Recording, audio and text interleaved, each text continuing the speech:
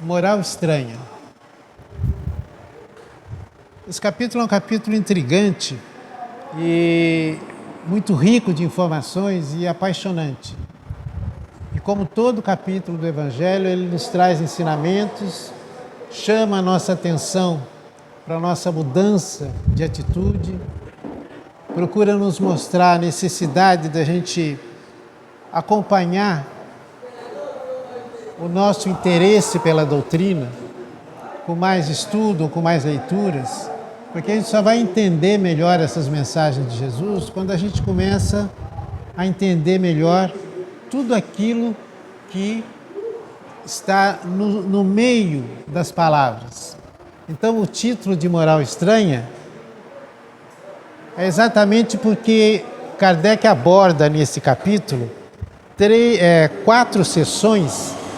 Nós não temos nesse capítulo Instrução dos Espíritos, e ele aborda 4 sessões bem interessantes, que é odiar os pais, abandonar pai e mãe, deixar que os mortos cuidem dos mortos, e ele não veio trazer a paz, mas a divisão, que é a espada. Né? Quando fala em espada, Jesus diz, eu não vim trazer a paz nem nada, vim trazer a espada. Se a gente pega esses 4 itens, são títulos fortes. E aí a gente vai dizer o seguinte, puxa vida, mas tem alguma coisa aqui que não está batendo, porque Jesus veio trazer o amor.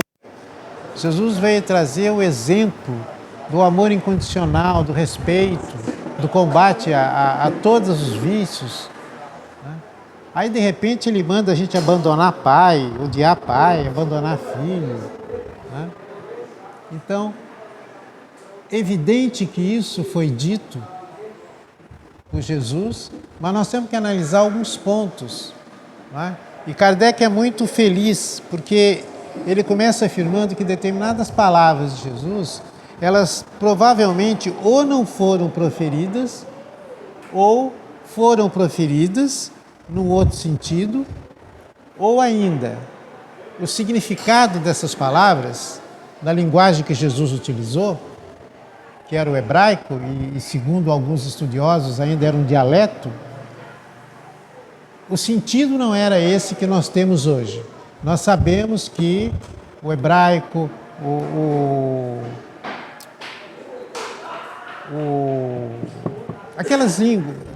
aquelas línguas daquela época, além do hebraico, tem o aramaico, né? Eles têm um vocabulário muito pequeno e um alfabeto menor ainda. Então, tinha palavras que tinham mais do que um significado. Isso vem vindo de tempos em tempos. Jesus não escreveu nada, não deixou nada escrito. A única vez que a gente vê ele mexendo como se estivesse escrevendo alguma coisa é quando trazem para ele a mulher adúltera, que antes dele dar o veredicto dele, né, quem não tiver pecado que atire a primeira pedra, ele aparece fazendo os riscos no chão, alguma coisa assim. Fora isso, não escreveu nada, não pediu que ninguém gravasse nada. E as coisas foram acontecendo e os discípulos, principalmente Mateus, que conviveu com ele desde o início, é quem trouxe muitas palavras de Jesus. Então essa interpretação ela pode perfeitamente ser diferente daquilo que a gente imagina. Né? E a gente vai ver que realmente é. Uma característica desse capítulo é que ele nos mostra que a gente precisa aprender a estudar o Evangelho. Porque a gente lê o Evangelho, né? A gente lê muito. Né? A gente, inclusive, que trabalha nas casas, ou que trabalha com as preleções, trabalha com a exposição de aulas para o curso de aprendizes, a gente está sempre com o Evangelho na mão. E eu tenho procurado, nesses tempos agora, aí buscar algumas coisas de alguns autores, de alguns espíritos que trouxeram informações que foram psicografadas pelo Chico, pelo Divaldo, por outros médiuns que já passaram por aqui, para ver se a gente consegue descobrir mais coisas. E aí a gente começa a achar algumas percepções que a gente normalmente não perceberia. Né? Então, quando você lê um capítulo desse, a gente vai ver que Kardec ele mostra, né, traz as informações, faz algumas análises, tem inclusive algumas anotações que ele faz de rodapé, mas ainda fica alguma coisa. Né?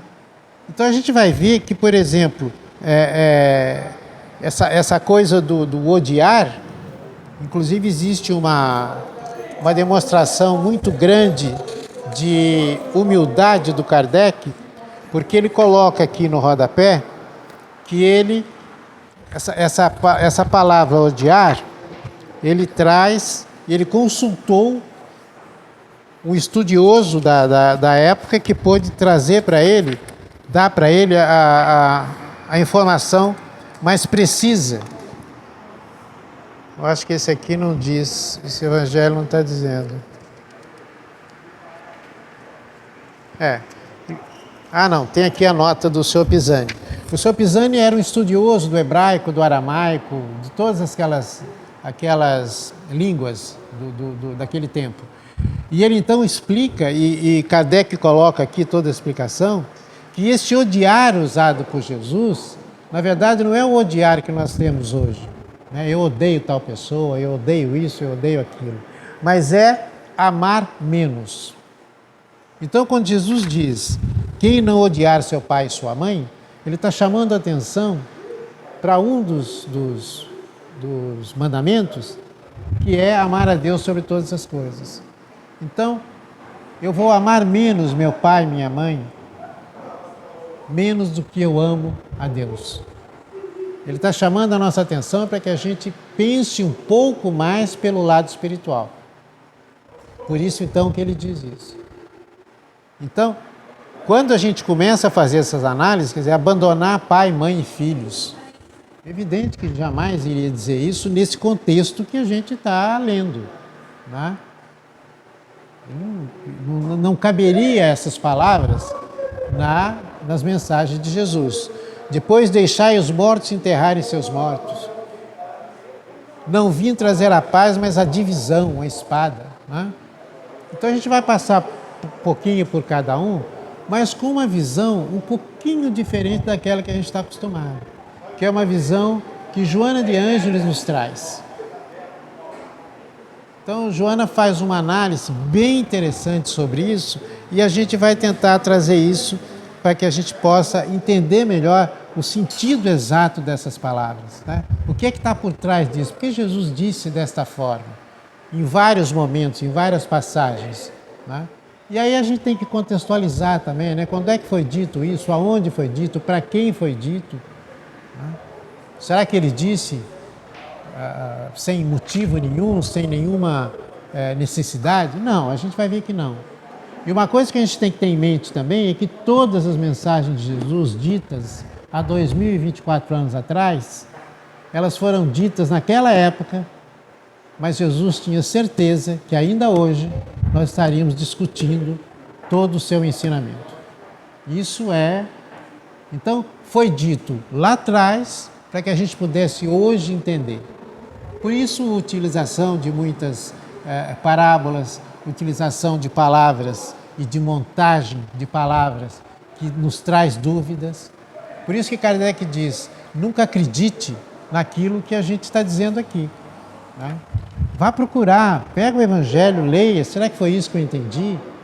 Vá procurar ajuda. Quando Kardec procura ajuda, além da mensagem que recebe dos Espíritos, ele procura ajuda de quem era entendido daqueles assuntos, como é o caso aqui do Sr. Pisani, que era um mestre.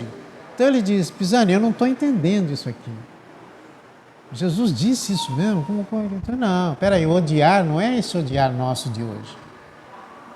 O odiar era amar menos. Então, nós também precisamos fazer isso. Eu gosto muito de chamar a atenção de que quando a gente fala em fé raciocinada no Espiritismo, em todas as preleções, acho que a gente ouve esse assunto, é porque a fé não é aquela fé imposta. A gente, quando vem aqui na frente para trocar ideias com vocês, é exatamente passar a mensagem, tentar mostrar essa mensagem, como é que ela pode ser digerida por nós, trazer alguns exemplos e algumas experiências pessoais. Eu gosto muito de fazer isso, porque eu acho que todos nós passamos pelas mesmas dificuldades, pelos mesmos problemas, né? Mas não é impor, vai ser assim porque eu estou dizendo, né? Isso é que nós precisamos ter consciência. Então Kardec diz, não aceite as coisas assim. Procure saber, dá uma estudadinha, dá uma lida, né? Porque a gente sabe que tudo depende da nossa compreensão. Então, a reencarnação, por exemplo, tem gente que ainda reluta com relação à reencarnação. E é perfeitamente compreensível. Então, eu acredito em reencarnação, porque toda casa que eu vou, todo lugar que eu vou, todo mundo fala. Então eu acredito. Não. Não é? Normalmente quando eu vou a primeira vez em alguma casa para fazer algum trabalho, eu começo dizendo o seguinte, que eu ouvi isso de um monge tibetano, que eu fui assistir uma palestra dele, e ele começou dizendo o seguinte: não acreditem em nada do que eu vou dizer aqui, mas não duvidem. Ou seja, vamos procurar saber, né? Eu ouvi e todo mundo fala, mas eu ainda não senti firmeza nisso, não senti segurança. Então, como é que eu posso sentir segurança? Né? Com relação à reencarnação, por exemplo, né? Vou olhar para dentro de mim, vou olhar as minhas tendências, vou olhar as tendências dos meus filhos. Aí você começa a olhar aquilo, aí a gente começa a ter certeza de que o espaço do berço ao túmulo é muito pouco. Não dá tempo da gente... Né? É um negócio muito, muito pequeno. Aí você começa a ler o Evangelho, estudar o Evangelho, receber as mensagens, Livro dos Espíritos, enfim, esses 5 livros que nos encaminham, que nos orientam, aí a gente começa a entender.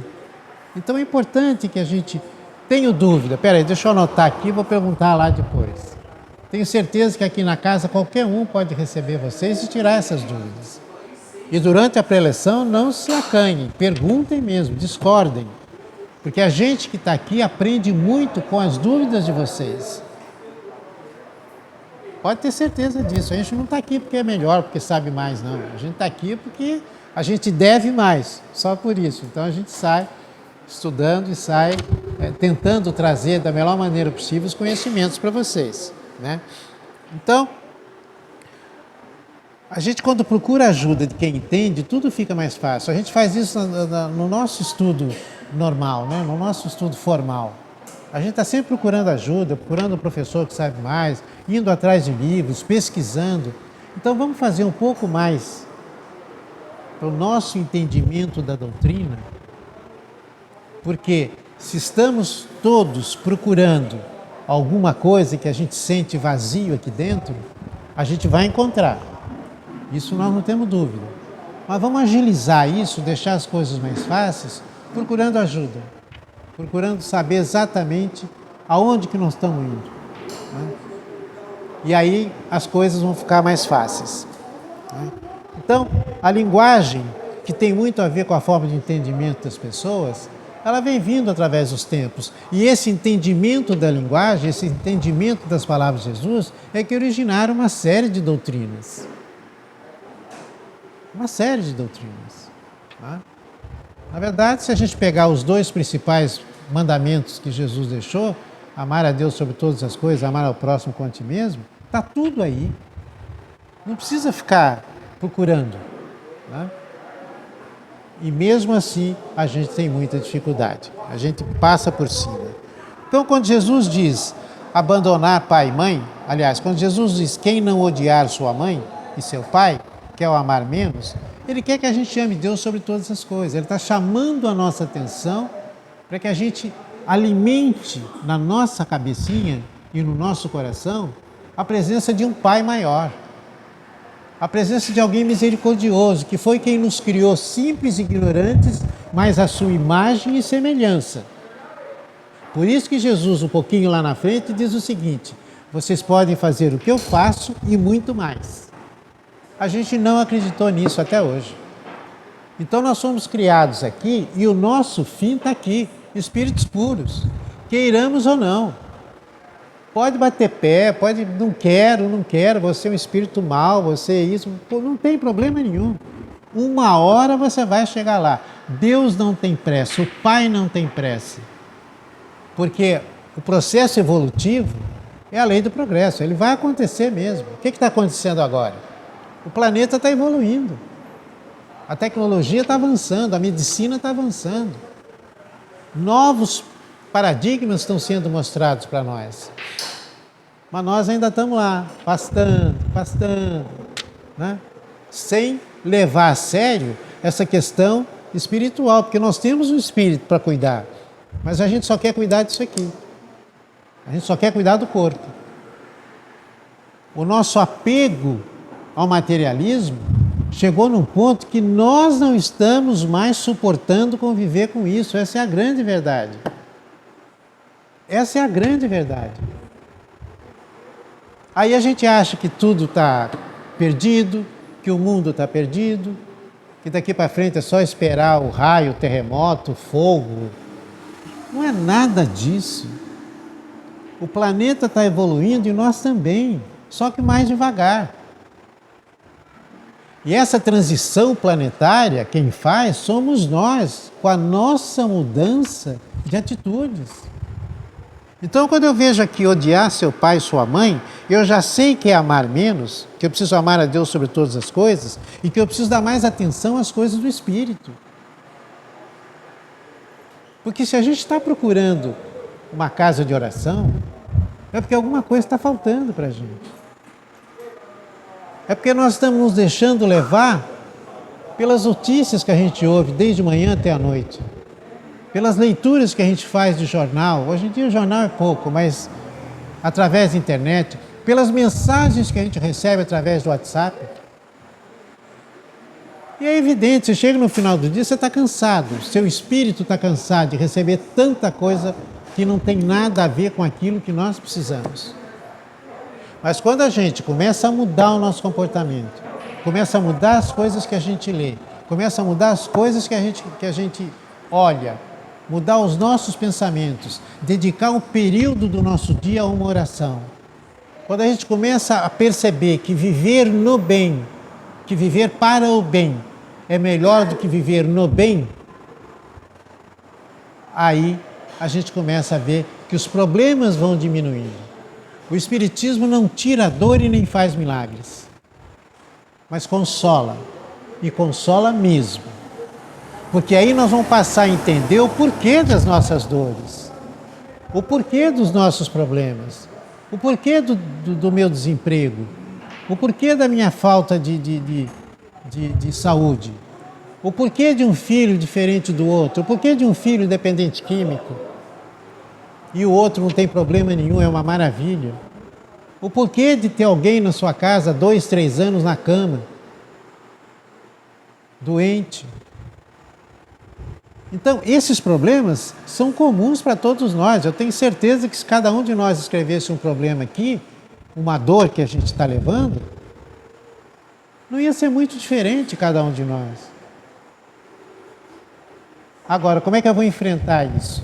É entendendo essas palavrinhas que estão escondidas no meio dos ensinamentos de Jesus. Então, todos aqueles que fazem a vontade de meu Pai que está no céu é minha mãe e meu irmão. Então ele rebaixou a família aos estranhos? Não. Ele elevou os estranhos à família. Ele quis dizer que família não é só aquela que eu tenho lá em casa, esposa e 2 filhos, 2 netas. Não. Família é isso aqui. Família é aquele que eu encontro no chão e mudo de calçada para não cruzar com ele. Família é aquele que eu julgo sem conhecer e sem saber o que ele está fazendo. Família é aquele que eu destruo moralmente e emocionalmente quando repasso mensagens do WhatsApp que eu nem leio.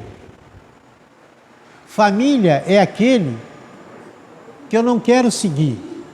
Eu quero seguir o outro. Mas ele também é família. Família são os israelenses que estão sofrendo, mas família também são os de Gaza. Família é o Papa, mas família também é aquele que está preso há 30 anos com 16, 17 homicídios. Família são os meus filhos que não passam fome, não passam frio, mas família também são os meninos que estão sendo vendidos na África porque o pai e a mãe foram mortos na frente deles E o Fraternidade Sem Fronteiras faz o trabalho de resgatá-los, pagando para ter esses meninos de novo, para recuperar. Então nós precisamos começar a entender que família não é o nosso egoísmo e o nosso orgulho. Porque se todos nós tivéssemos entendido isso antes, nós não estaríamos passando pelas dificuldades que nós estamos. Nós não estaríamos achando que o mundo está perdido. Nós não estaríamos achando que chegou o fim. Porque, na verdade, quando a gente fala final dos tempos, a palavra certa, a tradução certa do que está escrito lá em hebraico, aramaico, não é final dos tempos. É o resultado dos tempos. Chegou o final dos tempos? Não, chegou a hora do resultado. O que é que eu fiz durante tantas encarnações? Qual é o resultado disso? O que eu acrescentei moralmente para mim? Porque falar de moral hoje em dia está até esquisito. Está até esquisito, porque tudo é relativo. Então, se eu roubo R$5, não tem problema, é um troquinho. Agora, se eu roubo 1 milhão, aí já virou roubo mesmo. Então, a gente está vendo acontecer coisas que a gente diz assim, o mundo está perdido. Eu vi isso hoje. Estava esperando um negócio lá na padaria e estava passando uma reportagem, se não me engano, acho que todo mundo viu, mas uma moça que leva um senhor morto na cadeira de roda para fazer um empréstimo no banco. Entrou com o senhor morto lá, passa lá o filme. E aí eu vi os comentários na mesa de quem estava lanchando ali, gente, que absurdo, o mundo está perdido. Quantas vezes nós já não levamos morto para tirar empréstimo? Quantas vezes nós já não matamos em nome de Deus, em nome de Jesus, em nome do cristianismo? A gente esquece que nós não somos só berço e túmulo. Nós somos espíritos eternos. Nós temos responsabilidades. Então, a gente tem que começar a pensar nisso. Eu não sou o Zé Eduardo hoje, esse aqui que está só aqui. Eu sou um espírito que estou vindo. Atirei pedra na cruz, matei, menti. Fui homem, fui mulher, fui padre, fui soldado, fui bandido. Não sei, eu não tenho ideia. Mas pelas minhas tendências, eu sei hoje, tenho certeza que boa coisa eu não fui. Quando a gente tem essa percepção e a gente consegue ser um pouco honesto com a gente mesmo, os nossos sofrimentos diminuem de peso e a gente percebe que a nossa cruz tem rodinha. Porque daí eu começo a assumir as minhas responsabilidades. Então, o Espiritismo não é uma doutrina que é difícil. Não é uma doutrina que exige da gente grandes sacrifícios. Muito pelo contrário, não pede nada. Não pede nada, o Espiritismo não pede nada, você não é obrigado a nada. Mas espera muito de você. Porque a mudança que todos nós queremos, ela começa por nós. Nós é que temos que fazer essa mudança. Então, evidente que eu não vou odiar meu pai e minha mãe.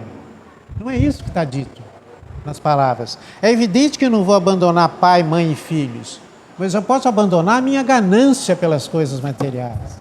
Eu posso abandonar o meu orgulho. Eu posso abandonar a minha falta de humildade. Esse é o contexto. Essa é a mensagem. Essa é a mensagem que vem para nós. Deixai os mortos enterrar os seus mortos. Morto espiritualmente, estar presente, garante a herança. Claro que eu quero estar aqui vivinho, principalmente se eu tiver uma herança grande, né? Então eu estou aqui, estou garantindo a minha herança. Mas é aquele morto espiritualmente, como diz aqui. Se você já despertou, ou seja, se nós já estamos aqui entendendo, é porque a gente já despertou para isso. Então deixa que quem cuide sejam aqueles que ainda não despertaram, que eles vão despertar. Então, quando Jesus diz isso, ele se refere aos mortos espiritualmente. Quando ele diz para o rapaz, para o senhor, eu vou seguir o senhor sim, mas antes eu vou enterrar meu pai que morreu. Ele fala, não, Deixa que os mortos cuidem dos mortos. E você me segue. Por quê? Deixa quem está lá ainda brigando pelas coisas materiais, brigando pela herança. Porque ele quer ir lá enterrar o pai dele para ficar de olho na parte dele. É a nossa, essa prisão que a gente tem com as coisas materiais. Não vim trazer a paz, mas a divisão. O bem que eu quero e não faço, mas o mal que eu não quero, eu faço. Ou seja, nós contra nós mesmos. E aí a gente vai ver que quando, aqui no Evangelho, tem a passagem do moço rico, que procura Jesus e pergunta para Jesus: o que eu preciso fazer para ganhar o reino dos céus? O que eu preciso fazer para viver em paz com a minha consciência? Para ter uma vida digna, reta? Qual é o caminho? E Jesus então começa a enumerar para ele: não mata, não matarás, não desejar a mulher do próximo, não rouba, dá todos os evangelhos, todos os mandamentos. E aí ele diz para Jesus: mas espera aí, isso aí eu faço desde que eu me conheço por gente. Eu conheço todos os mandamentos, eu sigo esses mandamentos. E aí a gente vai ver que Jesus está dando a ele uma resposta de volta, de trazer de novo o conhecimento que ele já tem.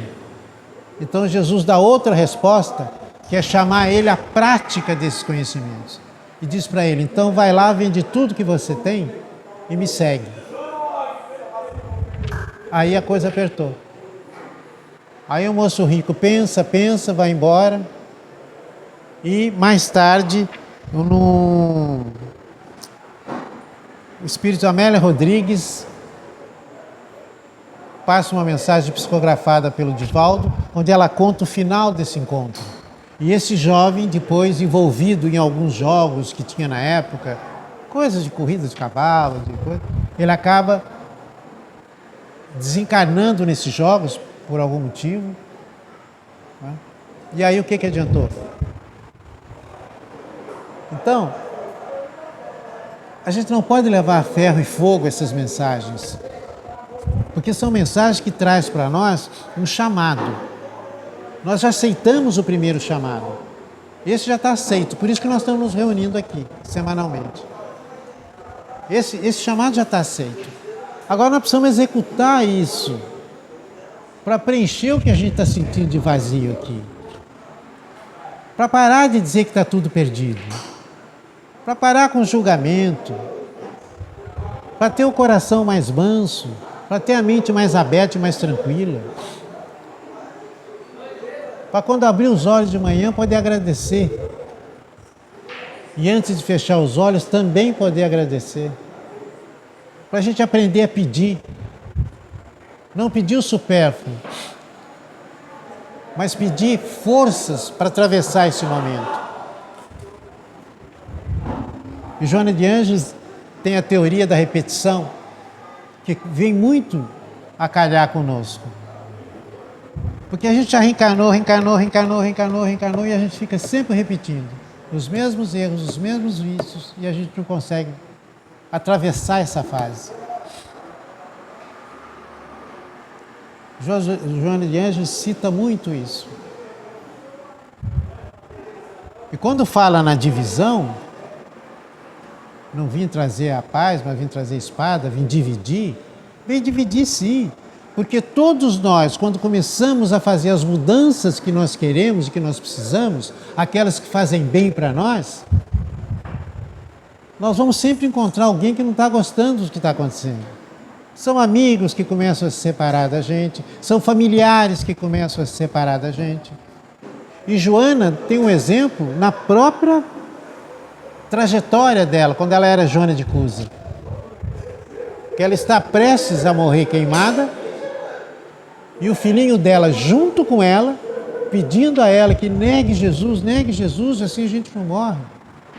Ela diz não. Ela se separa do filho ali, com a consciência tranquila de que estava fazendo o que estava certo. Tanto que o algoz ainda pergunta para ela: que covardia! Foi isso que o teu mestre te ensinou? E ela diz: não, não foi só isso. Ele me ensinou a te amar também. Então, hoje nós não precisamos chegar nisso, porque não tem ninguém esperando a gente sair daqui para amarrar e levar a gente para uma fogueira. Então está um pouquinho mais fácil. Mas a gente precisa aprender que às vezes você precisa deixar alguma coisa de lado para poder ter a consciência tranquila. Porque nós temos famílias problemáticas, mas não adianta eu querer ignorar um filho doente, um marido alcoólatra, porque eu sei, e o Espiritismo me mostra isso, que essa união familiar não foi à toa. Aquela história de cegonha, a gente já sabe que não é assim que funciona. Então não dá para a gente imaginar que a cegonha estava passando e soltou um filho e caiu lá em casa. Não. Existe uma programação reencarnatória, existem compromissos assumidos. Mas a gente tem muita facilidade na crítica e na reclamação. Joana diz isso também. A gente reclama muito. Então a gente reclama muito de um filho ou de um marido alcoólatra. Reclama, só bebe, só gasta dinheiro com isso, chega em casa tarde, bate nas crianças, só reclama. Mas quando ele vai para o AA, a gente não abre a boca para fazer um elogio, porque nós não temos noção do esforço que ele está fazendo para participar daquilo e para tentar se recuperar. Quando você tem um filho dependente químico, jogado na rua e nas drogas, a gente reclama, a gente põe para fora de casa, a gente faz tudo, ignora às vezes, por vergonha, mas a gente não tem noção do sofrimento que é para ele estar com aquele vício. E a gente não imagina, aí é que vem a importância da reencarnação. Porque não foi uma opção dele só. Talvez ele tenha vindo para a sua família ou para a minha família, porque eu tenho compromissos com ele. Talvez eu tenha encaminhado ele em outras vidas para isso. Isso é uma responsabilidade minha. Então eu preciso reconhecer que esse menino precisa de ajuda, de encaminhamento. Mas não. Eu não tenho mais filho. Não é o que a gente faz? Eu não tenho mais filho, não quero mais ver, não entra mais em casa. Foi a opção, e é isso que você quis, então vai. Mas só quem convive com isso sabe o sofrimento que é para a família, para o pai e para a mãe. Mas o orgulho, o egoísmo, não deixa que a gente enxergue o sofrimento que é para esse espírito envolvido nesse problema. As horas depressivas, o sofrimento por estar causando o sofrimento que causa para a família. A falta de força para poder se melhorar. Então a gente precisa parar e pensar um pouco mais com essa amplitude que traz o ensinamento de Jesus. Joana tem um livro maravilhoso chamado Jesus e o Evangelho à Luz da Psicologia Profunda. É um livro onde tem... São 35 capítulos, se não me engano, onde ela comenta os 28 capítulos do Evangelho. Jesus e o Evangelho à Luz da Psicologia Profunda. É um livro gostoso de ler. Normalmente as pessoas dizem assim, mas Joana, é difícil da gente ler. Esse livro não. Esse livro traz mensagens diretas, objetivas e de fácil entendimento. E ela comenta os capítulos do Evangelho. E ela faz uns comentários. Para esse capítulo, ela tem dois... Para esse capítulo do Evangelho, ela tem 2 capítulos nesse livro. Um chamado A Espada e a Paz e outro chamado Cruzes. No Espada e a Paz, ela diz o seguinte: literalmente, Jesus separa pais e filhos, cônjuges, irmãos, momentaneamente, quando alguns se opõem à decisão daqueles que se entregarem às transformações morais apresentadas, ao trabalho de abnegação em favor do próximo, aos compromissos de construir um mundo de solidariedade que surgirá dos escombros da sociedade rica de moedas e pobre de sentimentos de fraternidade. É exatamente a descrição dos dias de hoje. Exatamente essa descrição. Eu frequento escolas de pais. Eu levo a minha neta, eu tenho uma neta de 9 anos e eu levo ela na evangelização infantil e participo da escola de pais. E às vezes eu faço esse trabalho em escola de pais de outras casas. Por incrível que pareça, tem mãe que tem que mentir em casa que vai passear com o filho no parquinho para poder levar o filho para a evangelização, porque o marido não deixa.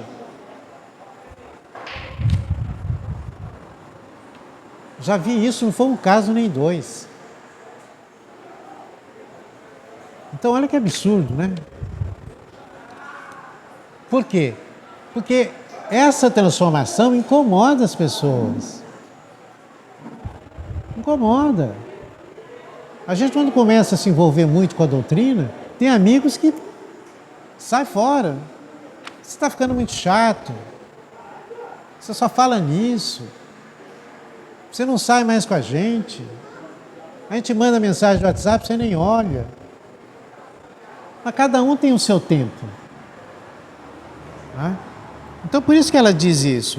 Mas essa ocorrência seria também a ponte que traria de volta aqueles mesmos que os expulsassem quando a sombra cedesse lugar ao conhecimento de legítimos valores humanos e sociais. É isso que a gente procura e é isso que a doutrina nos oferece, porque embora seja uma doutrina que traz conhecimentos de séculos atrás, ela é muito atual e muito moderna na concepção da transmissão desses ensinamentos. Quem faz curso de aprendiz de evangelho aqui sabe bem do que eu estou falando. Ah, mas Jesus disse isso lá atrás. Você disse isso lá atrás. Até hoje nós estamos aqui. Por isso que a Joana diz da teoria da repetição. Porque para nós isso aqui parece utopia. E o que é pior, para nós isso aqui, às vezes, a gente tem vergonha de falar. Ah, não, eu estou mudando porque eu acredito nos ensinamentos de Jesus, eu acredito que o amor vai construir, eu acredito... Não vou falar isso, vai ficar chato para mim, né?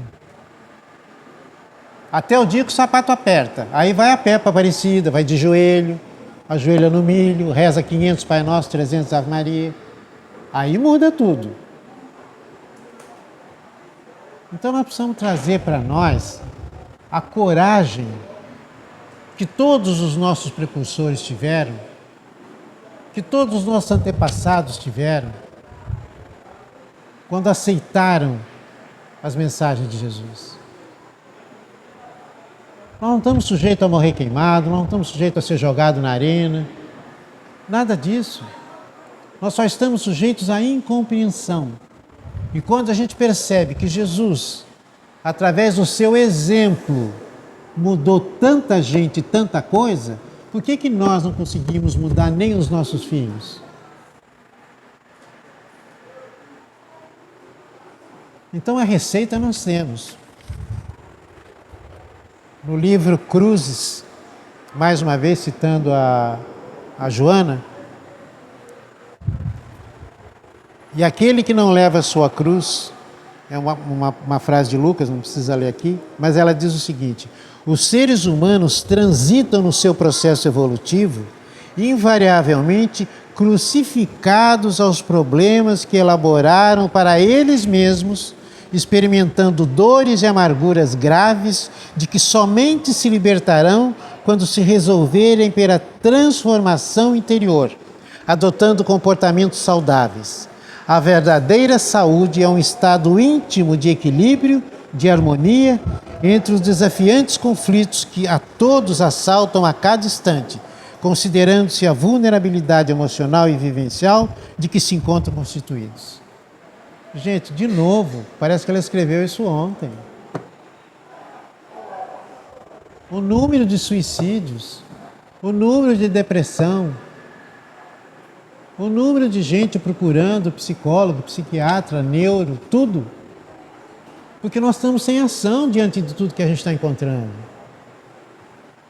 Nós não nos preparamos para esse momento do planeta. Mas a chance está aqui. Por isso que nós estamos reunidos aqui. E semanalmente vem alguém aqui trocar ideias com vocês.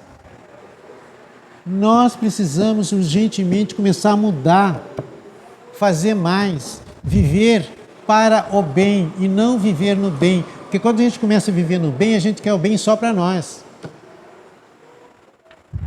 Se sobrar alguma coisa, E botar ajuda no cartão de crédito para tirar todo mês, isso é fácil. Está aqui o Márcio que não me deixa mentir, eu invejo esse cara. Porque ele sai daqui, passa 20, 30 dias lá na África, acolhendo meninos, que eu tenho certeza que ele, como eu faria, chora na hora que está atendendo.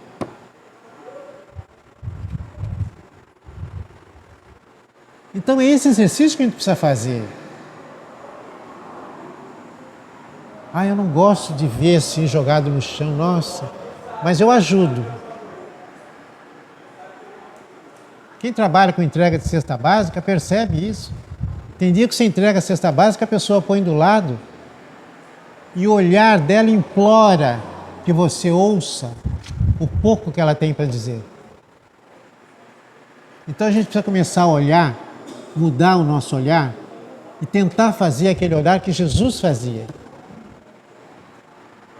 Tentar fazer como Jesus fez com Pedro quando olhou aquele pescador bruto, ignorante, violento, preconceituoso. Ele enxergou Pedro, que deu início a todo o trabalho do cristianismo. Quando ele viu Paulo matando cristãos, belo, formoso, esbelto, falando várias línguas, futuro líder do Sinédrio, ele enxergou Paulo abandonado pelos pais, que quando souberam da mudança de Paulo, botaram ele para fora e deserdaram. E Paulo foi o maior divulgador da doutrina cristã em toda a história. Quando encontrou com Maria de Magdala, prostituta, ele enxergou aquela outra Maria. Aquela que na tristeza da perda do pai, da perda de Jesus, sentada no lago de Genezaré, perguntava a si mesmo, por que isso aconteceu? Como é que eu vou fazer agora? E nisso vem um bando de leprosos procurando por Jesus, porque queriam ser curados, e ela diz, não tem mais jeito. Ele já morreu, ele já foi crucificado, morreu. E eles voltam. Mas Jesus vem para ela e diz, cuide dos seus filhos. E aí você vai encontrar a felicidade. E ela diz, mas como cuidar dos meus filhos? Já abortei tantos, não tive filho nenhum. Mas quando ela vê aqueles doentes, ela resolve todo dia à tarde ir lá, sentar e conversar com eles, rezar por eles. E fez isso anos, até que um dia ela contraiu uma doença. E ela dizia, vocês doentes, vocês precisam disso, vocês precisam daquilo, eu estou orando por vocês. Até que um dia ela subiu e disse, nós portadores dessa doença, e se incluiu ali naquele meio. Esse é o amor incondicional. Esse é o olhar que Jesus tinha. Mas é este olhar que a gente não percebe, que ele continua tendo para todos nós. Esse é o olhar que Deus tem para nós, seus filhos, porque senão não seria tão misericordioso quanto é. Então eu tenho certeza que a gente está recebendo muito mais do que talvez a gente merecesse ou achasse que merecesse. Mas se Deus não tivesse confiança de que nós vamos chegar lá um dia, Ele não estaria deixando a gente atravessar todo esse caminho sem ajuda. Joana, ainda só para a gente encerrar, ela faz uma analogia com a cruz e a espada, porque as duas têm o mesmo desenho. Quando ela está com o cabo para baixo, ela é uma arma cortante, perigosa, ofensiva. Mas quando ela está com o cabo para cima, ela é a cruz. Cruz essa que todos nós levamos a nossa. E que nos é dada de acordo com a nossa capacidade e com a nossa força, com o nosso conhecimento, com as nossas oportunidades. A gente só precisa enxergar isso. Porque nós já matamos muito em nome de Jesus, em nome de Deus, em nome da religião. Matamos com espada, com canhão, matamos com palavras. E hoje talvez a gente não esteja matando, mas nós estamos destruindo. Usando a tecnologia da maneira mais errada possível.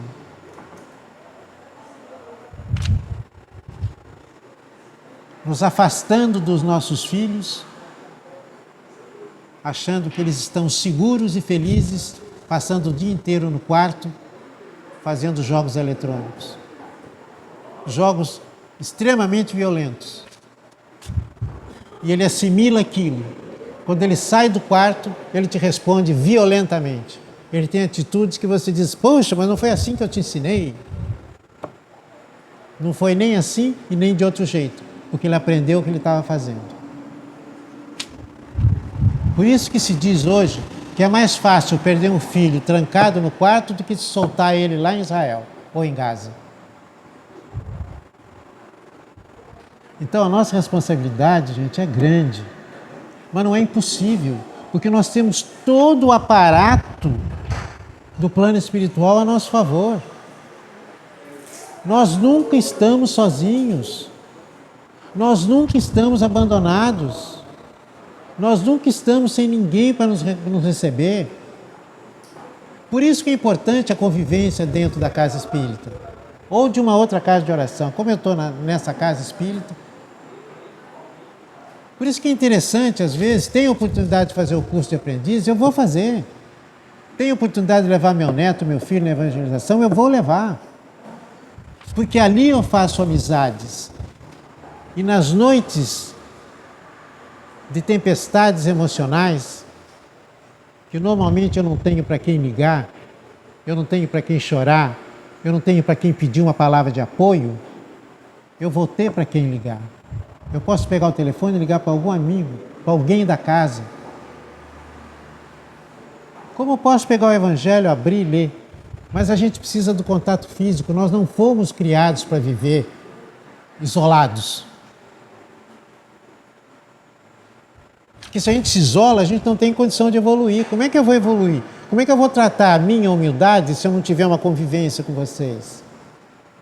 Como é que eu vou cuidar do meu orgulho, da minha vaidade, se eu não tiver uma convivência? Eu não consigo. Como é que eu vou exercer o amor ao próximo se não tem ninguém para exercer, para que eu possa fazer?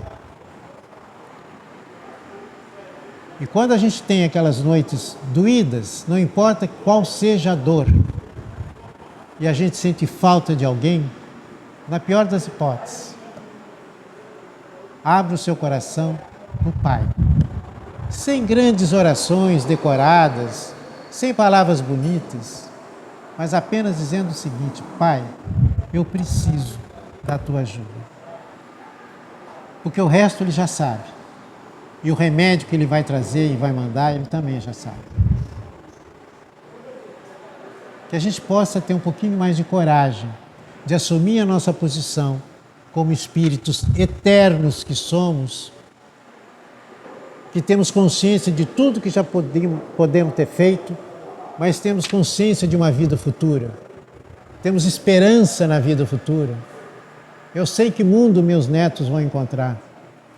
Um mundo de amor, de alegria, mas sei também que isso vai depender deles, do comportamento deles, porque quem faz o mundo melhor somos nós. Somos nós, são as nossas decisões, são as nossas escolhas. Então, eu me lembro muito da minha mãe que dizia, escolheu, agora aguente, tudo tem consequência. E outra coisa que eu vivia dizendo para ela, mas as minhas amigas podem. Os seus amigos não são meus filhos. Então, dentro daquela ignorância intelectual que ela tinha, de muito pouco estudo, era um espírito que veio para me ajudar, e muito. Pena que eu percebi isso tarde. Espero que todos nós possamos perceber isso bem antes. Fiquem com Deus, uma boa semana para todos. Até a próxima. Obrigado pela paciência de vocês.